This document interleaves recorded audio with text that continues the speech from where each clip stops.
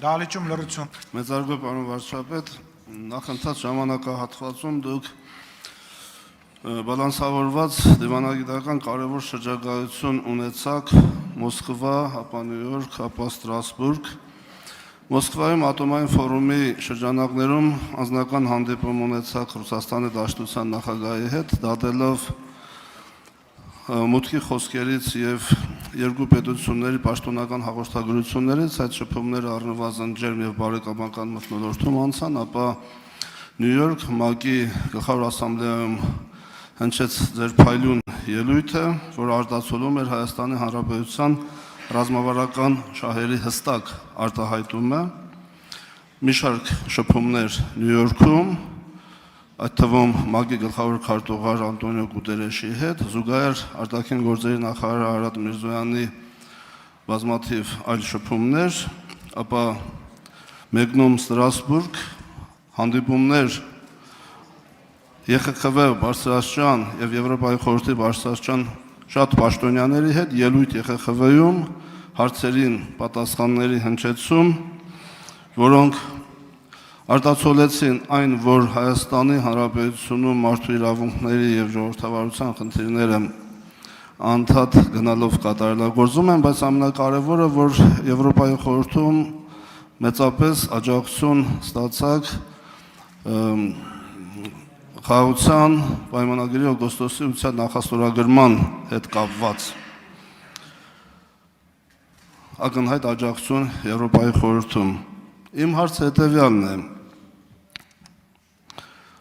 Դուք մի քանի անգամ գնահատական եք հնչեցրել, որ խաղաղության պայմանագրի նախաստորագրումը գրեթե անհնարին էր դիտարկվում, բայց ստացվեց։ Բալանսավորված եւ բալանսավորման արտաքին քաղաքականությունը եւս հեշտ չի ու շատ բարդ է։ Ինչու՞մն այս ամենի հաջողության գաղտնիքը։ Շնորհակալ եմ։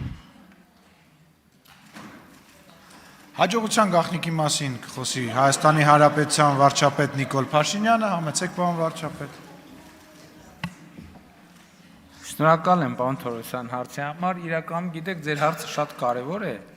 հետևյալ տրամաբանությամբ, որովհետև հիմա ես կարդում եմ, նախկինում ես կարդում էի մեր հավասարակշռված եւ հավասարակշռման արտաքին քաղաքականության վերաբերյալ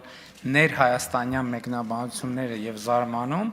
հիմա էլ կարդում եմ միջազգային մեկնաբանությունները եւ զարմանում։ Հիշում եք այս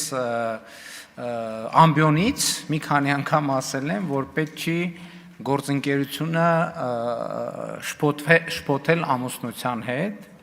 եւ ընդհակառակ ամուսնությունը շփոթել գործընկերության հետ եւ հիմա գիտեք ինչն է, որ ամեն այցից հետո մեկնաբանություններ են հնչում, որոնք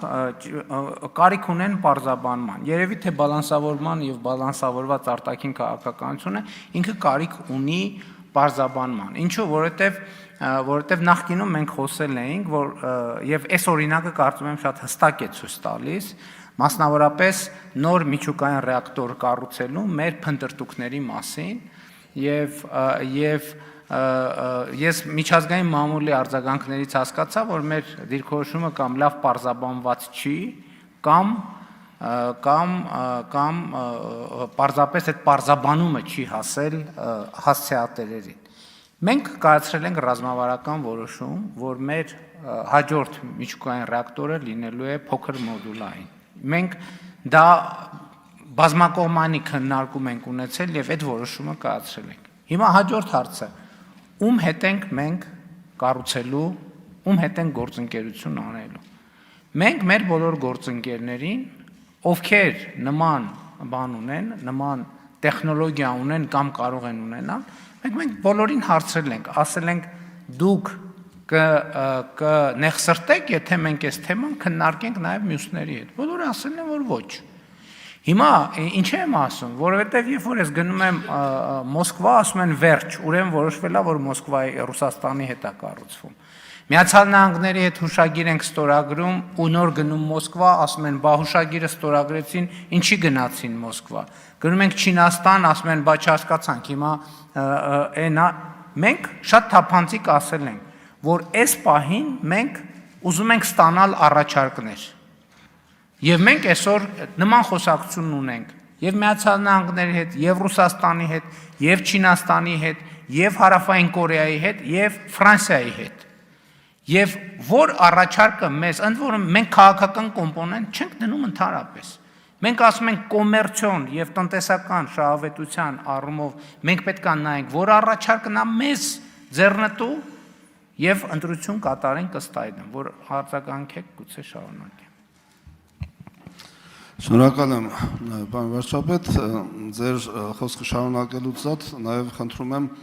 անդրադառնալ այն հարցին, որին դուք անդրադարձաք ՄԱԿ-ի Գլխավոր ասամբլեայի ամբիոնից ելույթ ունենալիս, մասնավորապես Ադրբեջանի նախագահ Իլհամ Ալիևի որոշ արտահայտություններ, որոնք բացառապես չեն տեղավորվում օգոստոսի 8-ի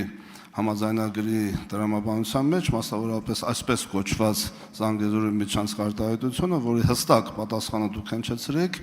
ես խնդրում եմ ձեզ, որ Հայաստանի Հանրապետության թիվ 1 քաղաքական ամբիոնից եւս ձեր տեսակետը ներկայացնեք, շնորհակալ եմ։ Պարոն Թորոսյան, ուղղակի տարողունակ է, ես համոզված եմ այդ հարցերի կտան, եթե թույլ կտաք, ես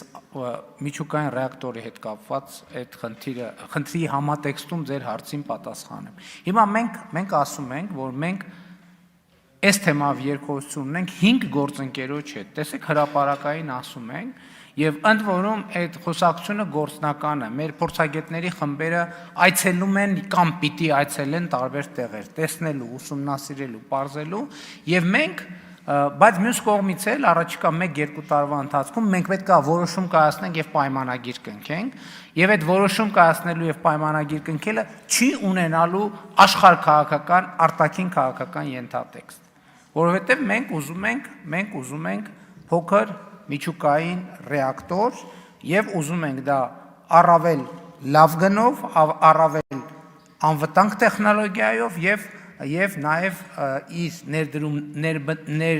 ներդրման հետգնման հնարավորինս առավել կարճ ժամկետով։ Խնդրում եմ, այս ոչ ոք սրա տակ աշխարհաքաղաքականություն չփնտրի։ Շնորհակալություն։